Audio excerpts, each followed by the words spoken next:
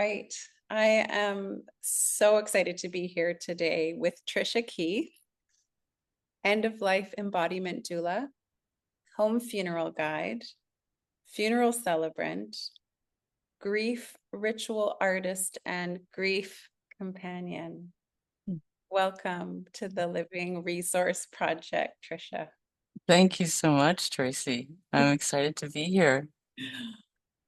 I am so excited to have you here, and our paths have crossed many times over, I don't know, maybe the last 8 to 10 years or Yeah, so. yeah.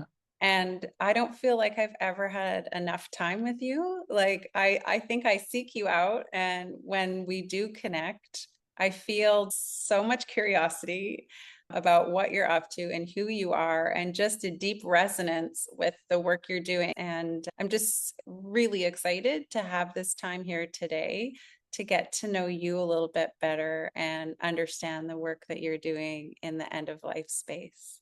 Thank you. Thank you. Yeah, I would say that's mutual, you know. I feel a resonance between us and a curiosity, a mutual curiosity.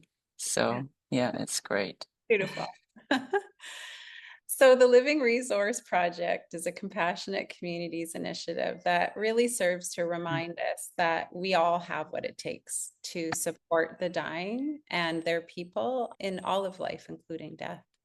I'm so inspired by fresh and creative ways to invite people to deepen their intimacy about grief and death. And this is exactly why I invited you to be here. So, can you tell us a little bit about the work that you're doing to support the dying and their people? I feel very privileged to work with Valley View Funeral Home in Surrey, where I inherited a position that was really a grassroots position that was formed by Marlon Ferguson, and I'll name Marlon because she is a community member. She's done a lot of work with BC bereavement, and she started traumatic loss grief support groups at Valley View Funeral Home out of the death of her son who died by homicide. It's maybe almost 20 years ago. And her husband was a funeral director at Valley View, and she was doing, I think she was doing some kind of grief work through her church at the time previously. But of course, with this tragedy impacting their lives, everything changed, and partly out of her own need and what was happening in Surrey at the time with escalating homicide, she initiated a grief support group for homicide. And then that evolved into a grief support group with suicide. And when I started in 2021, also we started loss due to substance use. I want to also name Dr. Ed Reinerson, just thanking him for his work. And he wrote The Retelling of a Violent Death. And he also had a website. I won't name it because it no longer exists, where he had templates for communities to run their own groups. He lost his own wife to suicide at the birth of their third child while his wife was battling postpartum depression. And he was a pre-doctorate student in psychology and couldn't find resources that touched his own grief after his wife died. And out of his pain and research, he developed group work. So we are using a smaller version of his model because we're not doing therapy. We're community members. And Marlon, along with BC Bereavement, put together the traumatic loss facilitator training that's open to everyone. So I'm not a therapist. Is that the BC bereavement line? Yeah, yeah. And they do this Wow. training, and I think it's $400 now, and it's all online now. But when I was working in hospice, I did that training. Super curious about trauma and helping people through trauma, and myself through my own trauma. So that came out of Dr. Ed Reinerson's work, and Marlon with BC Bereavement and counselors there put together that training and the manual. And so that's what we work with, and that's what BC Bereavement works with. Because as you know, BC Bereavement runs the homicide and suicide loss, traumatic loss support groups online. Now all their work is online since COVID. Most of our work is in person. So that's where I spend a majority of my time. And it took me a while to figure out the job because I'm scheduled for 30 hours, but coordinating and facilitating these groups doesn't fill up 30 hours. So my manager trusts me, thank you so much, to bring in programs. So I've been bringing all different types of speakers, death education. I'll also name Ross Waddell. We've had him in a few times, and it's from his work in as an IANS researcher, right, that I determined to use the term end of embodiment. I Yeah. was never really comfortable with end of life. Yeah. In hospice, I saw, and my personal beliefs are it's not end of life. It's end of medical services. Yeah. It's not end of life. And I I think, we all have some fear of death. And if I was hearing end of life over and over again, I'd be scared. I'd be really scared. Yeah. But end of embodiment quietly asks, and what continues? Like, yeah, your friend here is moving back to the elements, but where are you going? And where can your people find you afterwards? I love that. So it's a mouthful, Yeah. right? It's end of embodiment. And I don't want to add to the marketplace another term that people have to, what does that mean, right? But I think it's also a way for me as a small business person to find people that are attracted to what I have it is that I offer. So if that term resonates with them, then that's another step towards finding a good fit with each other. So that's what I'm doing at Valley View. And in terms of meeting folks who are wanting to meet a doula for various reasons, people come in at various points, right, of facing their mortality. I guess I'm not super active on social media. I don't promote myself a lot. I really feel that my work is driven by spirit. So I meet one or two clients a year, and that feels like a good amount for my work-life balance. I really appreciate that. It's hard to sometimes guide emerging doulas in really honoring that part of the work, meaning like it's not this type of business where there's always a steady flow or we need to hustle to have a busy practice. And in fact, that's a question that the End of Life Doula research group, the international research group, asked at a meeting a couple of years ago is, can we offer intimacy at scale? And I love that question because I think sometimes what people don't realize when they're stepping into this work is the amount of awareness and intention and energy it takes to prepare yourself to be with people who you're companioning on the journey. And then the amount of intention and care it takes to integrate the experiences, because they're big experiences you're walking with people through.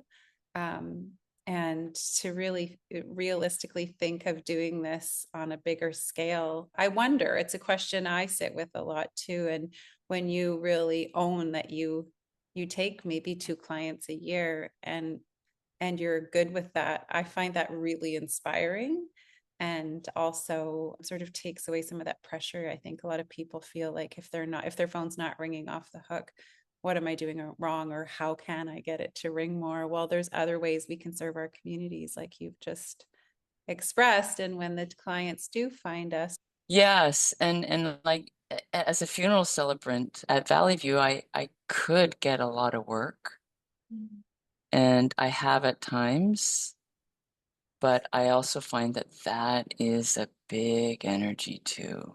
yeah, yeah, And it does require a lot of energy to put that to, because it's on a time sensitive, it's like, okay, this service is happening next week. Okay.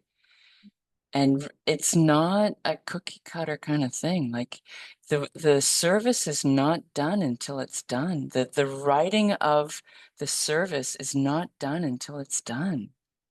And so I sometimes I'm not making enough money. It's like, geez, I'm just not paying myself enough to do this, but it's like art, it's not done until it's done. It's such a dance, because you're really dancing with the family at that point. And the story that they want to be within. I feel the responsibility of that. And honestly, the last family that I served, I told myself, I'm going to pull back. I'm going to step back because as much as it all went fine, I felt like, I don't know, maybe I'm holding it too preciously, but it was too on the surface, and that's not the work I want to do. It's like she loved margaritas. You know, is that no, there's more to it than that. Like, please. And again, it comes down to who are my clients. And if I have the privilege to really, choose my clients, I feel that that is what I am going to do now. yeah. And are you familiar with marketing for hippies? Oh, of course, I love Tad Hargraves. Yeah, yeah. So I'm just, yeah, just like That's your listening to niche. him and going, That's your niche. yeah, Yeah. I need to be a lighthouse for myself, like be drawn to myself and the work that I do before others will. Yeah. Really. And that's not easy to do when Mm. you're someone that it wants to serve. And when we work in an area where there is so much need, Mm-hmm. so easy to just meet needs all over the place because everywhere you look, and I try to share this as Mm-hmm. I can, there is no scarcity in this Mm-mm. work. It's the opposite. We need more people, and we need people to do exactly what you're talking about, is find their niche, find their calling, honor that calling, because that's where that magic happens. And that's, I think, where we can really protect ourselves from feeling like we're burnt out. If we can stay in alignment with who we Mm-hmm. are and what we're meant to do and bring the right people to us, that's where that magic happens. Being really intentional, like we were talking about, Mm-hmm. Mm-hmm. I hit record, it's the same stuff. Yeah. Mm-hmm. Yep. Yep. Being really intentional. And then, and then you're bringing your best forward. Yeah. Yeah. Effortlessly. Yeah. Yeah. So you're doing a lot of things. You're working at the funeral home and you're companioning people in grief, and you are an end of embodiment doula and celebrant, all these things. Mm. Is there anything else we're missing? What I'm also doing now, which is super exciting, is I'm resurfacing what I used to do before I got into end of life work, which is yoga and meditation. So I offer yoga at the funeral home in the foyer of one of the buildings there. It's got lovely plush carpet, and so we do yoga there. I move the furniture out of the way. And, it's right behind the door of the retort. And Oh, I always felt like I wanted to have a funeral home slash yoga, because Shavasana. I remember when I taught yoga full time, often folks would say, I don't have time for Shavasana today, Tricia. It's not optional, really. oh my gosh.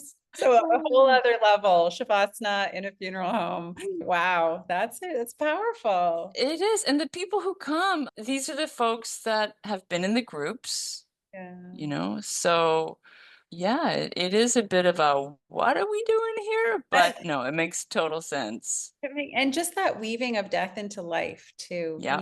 Like, come for your yoga practice at the funeral home, have a picnic at the cemetery. Like, why do we separate Hmm. these things out so much? I just love that idea of, and it builds that familiarity, that sense of community, that Community. death as part of life, not death as the opposite of life. It's that, Exactly. Yeah. Life, death, life. yeah, With death in the center that feeds life. yes, Mm-hmm. yes. Mm-hmm.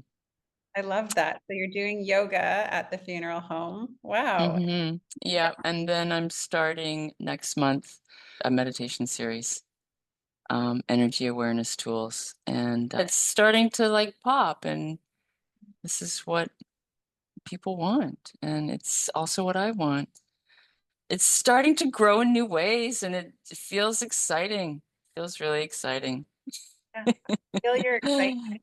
And that's Uh-huh. kind of connected actually to the question I was going to ask you next, which is telling us a little bit about the path that led you to the work that you're doing today. So you said you were a yoga meditation instructor Mm. before breadcrumb. Are there any other breadcrumbs down that? Yeah, in my bio, I say my background's in the healing and creative arts. So I have a degree from Emily Carr. So I do a lot of expressive arts with the groups, and that is starting to become a thing now because our community is finding out about us. When I say our community, I mean like options. I don't know if Options is a huge organization, nonprofit in Surrey. I don't know if they're in Vancouver and such, but they serve so many people, a lot of new Canadians, people who live with mental health challenges, homelessness, so many communities, people in Surrey. There's Options is huge. And so they found out about the work we were doing. And so we've been working with them with grief literacy for professionals because they see a lot. They're frontline workers. They experience a lot of trauma, death, and we've been offering them. When I say we, I mean me and Margaret Mubanda, who does a lot of work with me. And I knew her from hospice, and she was just retiring from as a social worker when I got my job, and then I saw Margaret, and I said, Margaret, I need a partner. Can you come? And so we do a lot of work together. Yeah, we're being invited into other spaces and now the school system. So we also partnered with Moving Forward Family Services because when we run our groups, we like to facilitate with 3 facilitators. We always want 2 people there, but if one of us gets sick, then there's 3. So we open up the 3rd facilitator position to someone who's doing their practicum. And often we have teachers because so many teachers, right, do their counseling masters. And then that's what's led us into the school system. Administrators want more grief literacy amongst their staff for the choice schools, for the programs for high-risk students. That's really important. And then also now with those high-risk students, like it's just started to snowball. Mhm. So we're being called out into the community, and that's really exciting. And I guess what I also want to say about the groups, and I wonder what you notice from your perspective since COVID, that we're having a harder and harder time getting people to show up to our groups. Like people are interested, but actually signing up for the 8 weeks in person is a lot to ask from people. Yeah. Yeah. Oh boy, I can really relate to that. So I have my end of life doula services and education hat. And then I also have my grief well hat and my partner Willow Miley, similar background to you, yoga and meditation, but that's our grief support passion project. And we do an 8 weeks as well. We do Yep. gatherings. We've created a journal with art and poetry and prompts and herbal support and rituals. Our work is really about inviting people in to share their grief in community, Mm-hmm. through the arts and through sharing, for witnessing, believing that that's the medicine that we all have and need to be well as humans. And people are so interested in this work, and facilitators training as well. And we Mm-hmm. have like 30 people on the waiting list to do the grief facilitators training. Mm-hmm. And let's face it, just being human at this time is very griefy. We all Mm-hmm. can support literacy, competency around grief, and yet getting people out to a grief group is Mm-hmm. so hard. And we've Mm-hmm. talked a lot about this. Maybe Mm-hmm. it's the nature of grief, how maybe people commit in one moment and then in the next moment their grief says, no, I need to stay home today. And that's beautiful, that's honoring. But how can we encourage people to come? It's that is the question. And I wonder if, to me, it makes me think a lot of like back in the day when there was all the yoga teacher training, Mm-hmm. teachers all trained, but it's like the public hadn't caught on yet. Mm-hmm. Feel like a lot of people don't understand what grief is and what the medicine is for grief. And once Mm-hmm. we've done a little bit more work, I think that people will come. Mm-hmm. I think that thing is tricky for people that are in like acute grief, that have had Mm-hmm. like a death related loss, because Mm-hmm. they do really seek that time. The nature of grief is to go into the underworld and leave community, and Mm-hmm. have isolating time that often people don't want that connection. But maybe after some time, or specifically like non-death loss, like a ecological grief or divorce, or things like that, I think that Mm-hmm. that's maybe more conducive to like a solid 8 weeks. But so we're playing around with it. I've just started offering one up grief circles, and no one's signing up. It's Mm-hmm. We're just like, what is happening? We I all hear that. Yeah, yeah, yeah. When I got the job in 2021, it was like October 2021. We had a wait list for folks, and that first year the groups were packed. So the following year, 2022. And then 2024, 2023 too, we were doing two groups in the year for suicide and loss due to substance use. And then 2024 it just dwindled. I'm heartened to hear what you say that people don't know about it yet. Um, but from the funeral home perspective, we see the people, we see the families, right? We see the volume of people and the type of deaths coming through.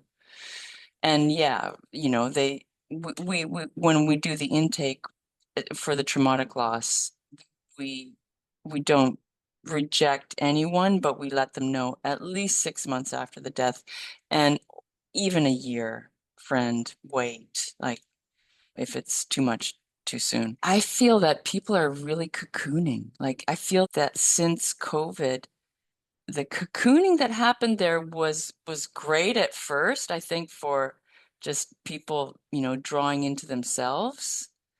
But I also feel that our internet and the forces outside, that there's a lot of cocooning. Even the term, I started to reflect on the term self-care. It's all about self. What about community care? Where's yeah, community care? yeah, Because, yeah, if they don't know where the medicine is, if it's all about taking a bath and lighting my candles, yeah. yeah, I could do that. I love doing that. I was But just it's not really growth. It's not pushing my edge. no. So I hope that it shifts, and I don't know what it's going to take to make that shift. And I mean, I think where I'm excited is that the schools and the younger people, having meeting younger folks and talking to them about non-death losses and death as well is really an exciting place to start to not make those cycles of life, death, life so fragile. Like we've contaminated our ability to cycle in and out with our fear of death, our fear of death. And yeah, of course, we have fear of death. I'm not saying it needs not be there, but it's contaminated by so many things. And so um, yeah, another area that's exciting to work in is advanced care planning. Yeah. You know, like some juicy advanced care planning where you're going slow with a small group of people. Yeah. Yeah, yeah, that's great to do with a group because that's hard to do alone. People often hit edges, but to do it with a group of people to support each other through those Yeah, edges. Brilliant. yeah, yeah. So I just led my first group. I did a couple of trials with my family circle and other circles, and then I did my first group at Valley View in the fall, and it was such an invigorating experience. Yeah. The conversations and the exploration, the poetry, the love letters, the grief work Yeah. that happened there, and the sense that people were really finding their agency to do the research on that. And it was really exciting. It's so life affirming. I've actually had a client Hmm. say advanced care planning was really, really fun. And Hmm. they are often, they have that vibration, those conversations, because it's really about what matters most. What makes life worth living? What values are important to you? And like you say, that agency around. So, how are you going to ensure that your wishes can be upheld? Oh, yeah. I wish more people knew that it's not just some dark, heavy, horrible conversation around death. It's really No. about life. Yeah. It's really about life and owning your values. Like we're not here to match each other. Like Yeah. there's not a group mind here. It's like each one of us comes from a different history, and your personal history will inform your decisions. So let's find out about that. Yeah. And yeah, it was super good. That's so great So, you're doing that. Well done. Look at you go. My goodness. And I do want to circle back to hmm two things. One thing that you were saying, this reflection on self-care, and mm, that's really important to highlight because I do agree it's that term has become like co-opted and there's such an industry around it. And sure, bubble hmm baths and all of that. Something I've been really interested in is deep connection practices. mm, hmm You talk about like how hard life can be in this culture at this time, and so much of it I think is rooted in the myth of separateness, right? And hmm how hmm can you find more belonging, and through belonging and deep connection practices that brings us into our well-being in relation to other people, I not love that. I love that. yeah. Deep connection practices. That's beautiful. I offer it more when I'm guiding emerging doulas as to how to care hmm for themselves, to expand our hmm ideas around what self-care means. And this is a concept I read about in Awake at the Bedside, which is hmm a beautiful book that is written by a collective of Buddhist practitioners. And hmm they actually offer, I think, 7 prompts for deep connection practices that you can write to. But it really is that reframe you're talking about, because I think in this culture we focus so much on the self and us being comfortable, and really where we're being asked to focus is on our relationships with all things, people in our immediate circles, our communities, and the more than human world, and Yes.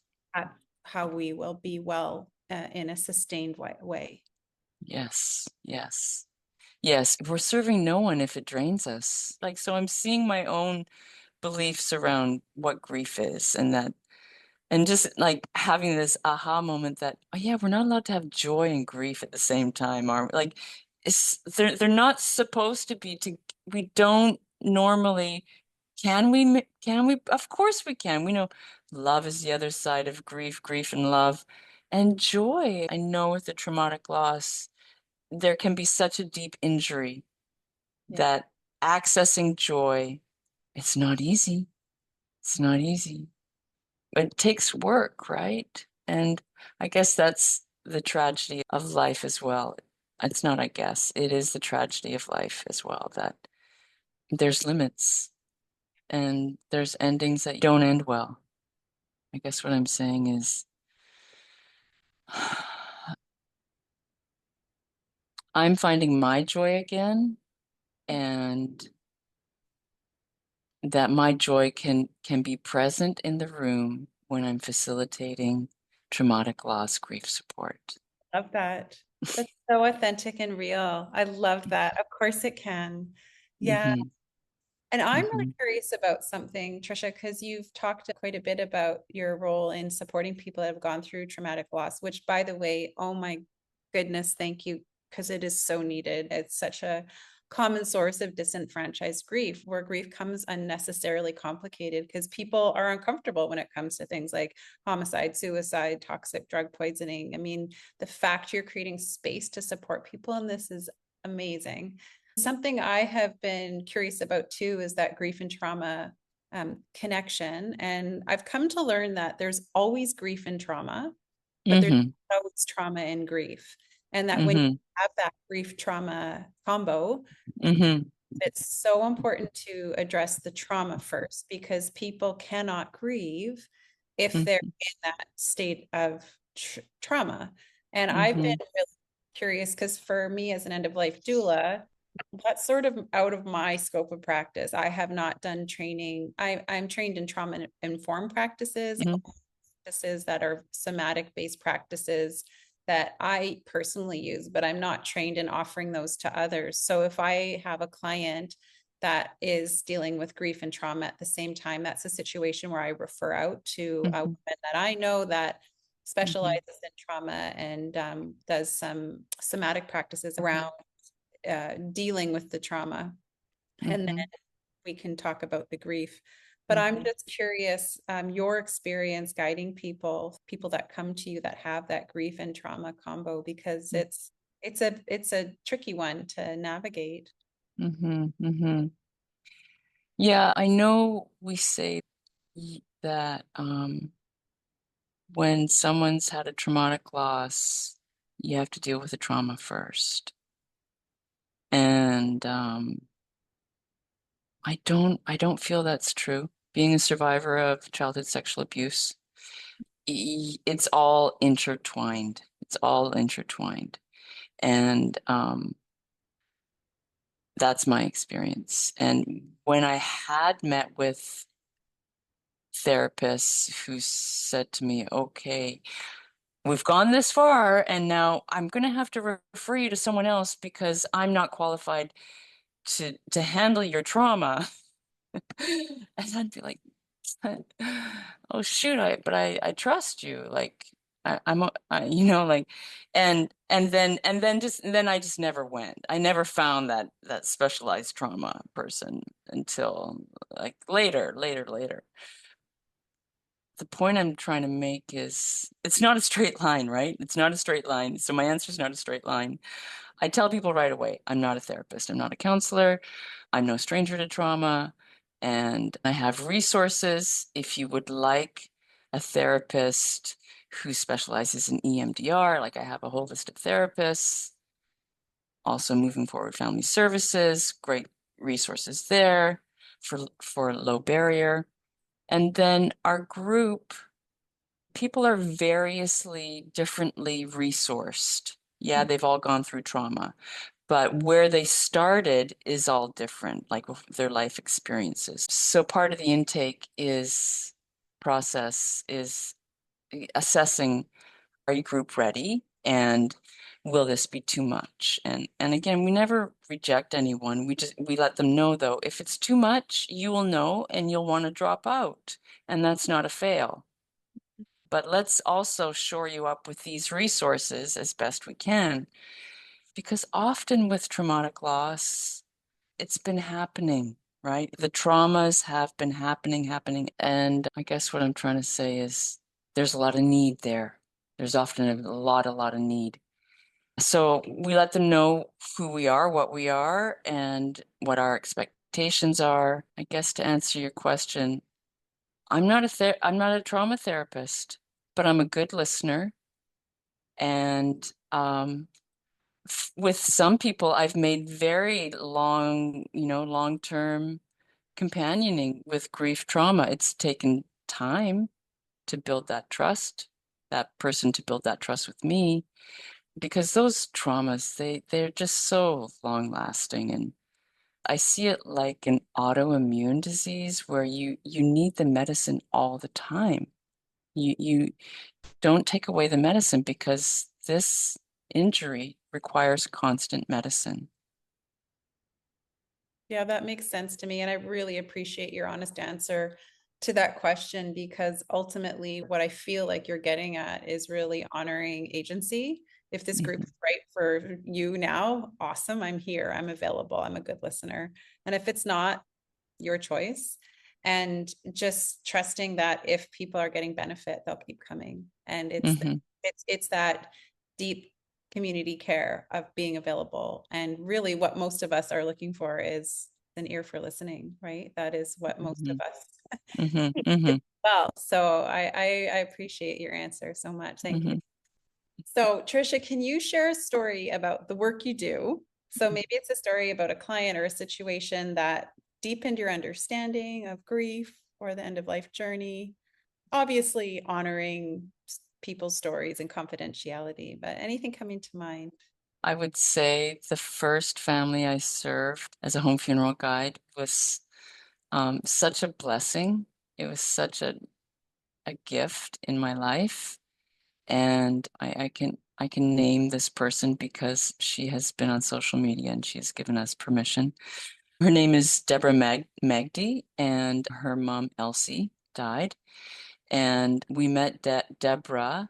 When I say we, I mean Pashta Mary Moon. And I met Deborah when I was hosting in our home here, home funeral workshop that Pashta led. And there were so many members of our community at that workshop. Like Naya was there, Michelle Pante was there. So many members who have continued to do the work in the community. I think this was in 2013.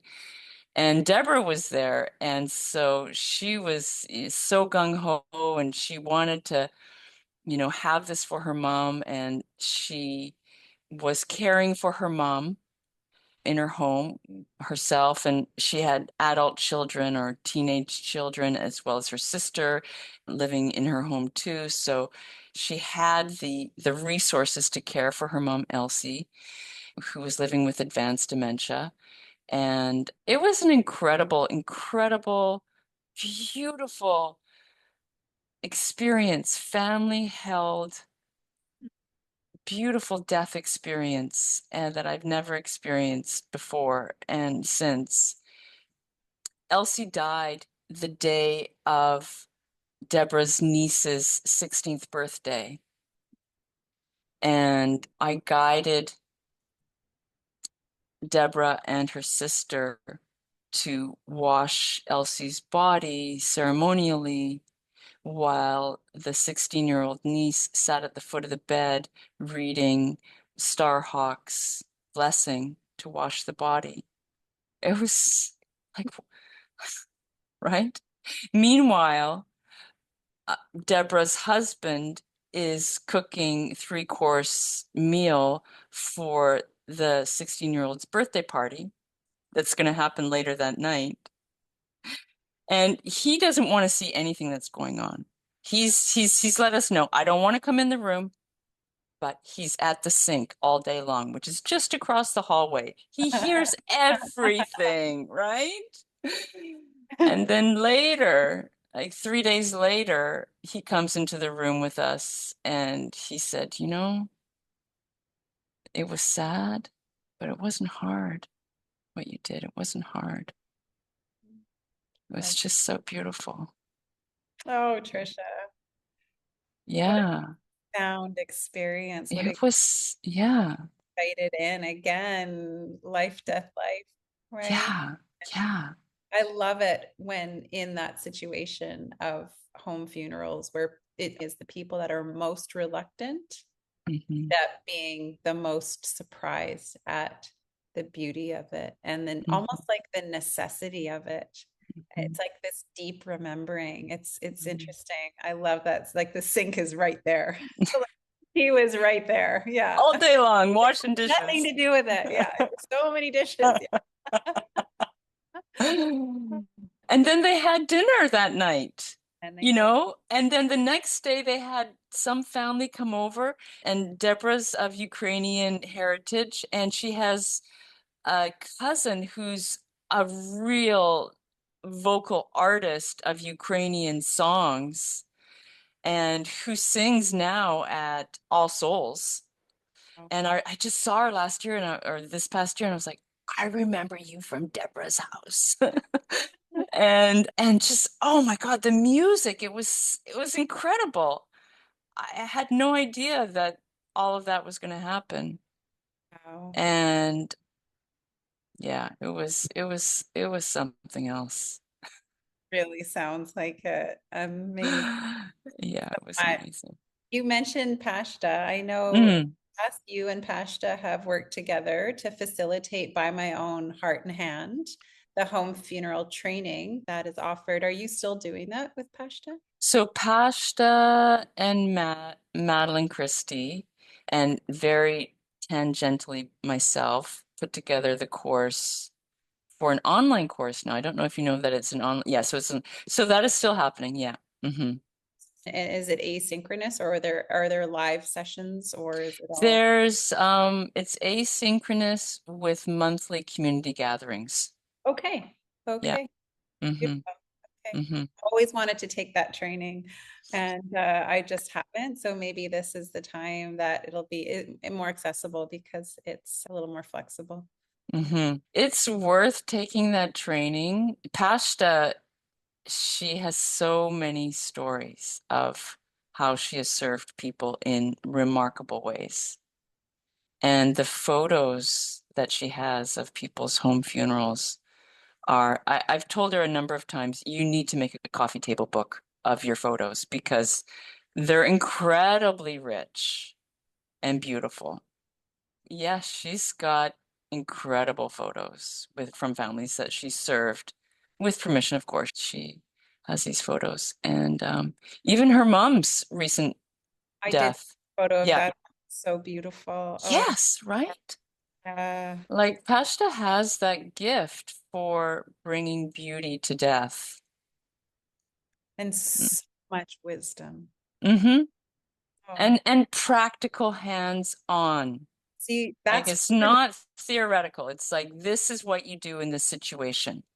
I get so excited at that intersection. And that's what wisdom is. But there's so many Mm, people in this space that it's wonderful that are talking about death, that are reading about death, that are, holding death cafes. That's all wonderful and needed. I'm not saying it's good or bad, but so what?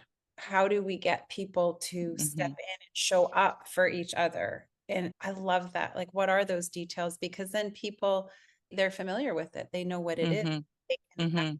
step into it and do it. And And bring it into the systems where people die yeah. to let the staff know that, you know what, it's not a problem. It's not a problem for me to do this. It's really not. You know, I it's okay. Yeah.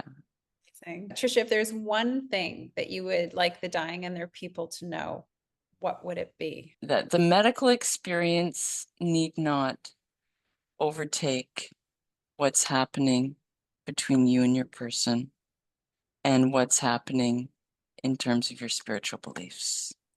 That you can find ways to bring in your relational and spiritual powers because the medical system is very big and we can get intimidated by what's happening. If they're in ICU, if they're in hospice, they still have their momentum. And if we can talk about how we want this to go, like a birth plan, you can plan, but you never really know the outcome. But the more we can talk about it, the more we can imagine what we want to see. Yeah. Our imagination around death is so limited. Let's have more imagination. Oh, I love that. And it's perfectly aligned with the next question, which is about dreaming into ways. in the future, that death care can change or evolve or support people as needed. So, what are you dreaming into? You said there's a lot of merging right now. What does that look like? Hmm. Well, I got really excited when we did our blessing and the beings that were coming in were for the future. There's a lot of excitement there. I feel that we have so much more awareness of energy Yeah, these days, yes? And so I feel that it will shift our relationship around what is death? What is dying? And what is the afterlife? I feel that that is an edge that is going to start to show new imagination, new possibilities, and also how we feel there's a separation between us and our ancestors, and we feel separated from us and our earth. They're all the same, yeah, and we're part of it. There's no separation. So we need innovation. Innovation is like begging to happen faster with how we return bodies to the elements. So that's another place of imagination. Yeah, beautiful, what we're dreaming. Yeah. generative. Thank you so Yeah, generative. Yeah. Thank you. Yep. just to end this conversation on a note of gratitude, really honor Hmm. that it is a radical act. I have a little deck of gratitude cards from the School of Life. So why don't we Hmm. pull one of these cards and see what comes up? Okay. They're very sweet little cards with beautiful images on one side. And let's see, I'm going to just pick one randomly here. What's it going to be? Okay, so this one is some hands capturing some water. Hmm. And the note of gratitude on the back of the card is we can turn on the tap and clean water comes out for almost nothing. Gratitude for water. Thank you. Thank you. It's such a treat, Tricia. Oh, Yes, such so a treat for me too. because Yeah. I will say we are going to be having another conversation. And maybe you can share briefly about the project, one of the things you're dreaming into before we say goodbye. And that is inspiration to host conversations, um, referencing the story, A Skeleton Woman that Clarissa Pinkola Estes wrote, that's in her book, Women Who Run with Wolves. And that to me just opened me up to the life, death, life cycle. I love this skeleton woman in so many ways, and the fisherman who finds her. And I want to talk to people about this, and I want to capture where they land in the story. Fascinating. Yeah, so we're going to meet again. Yeah. Oh, that's amazing. I'll link that to this chat when it's available. Okay, super. Yeah, until we meet again, Trisha. Okay, okay. Have a beautiful rest of your day.